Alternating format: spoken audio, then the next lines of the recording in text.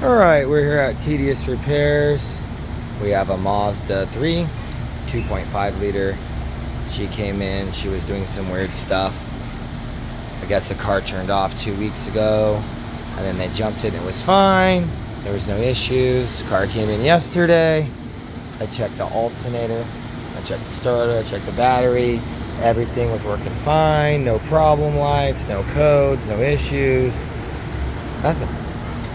Today, we moved her in, and we have weird stuff going on.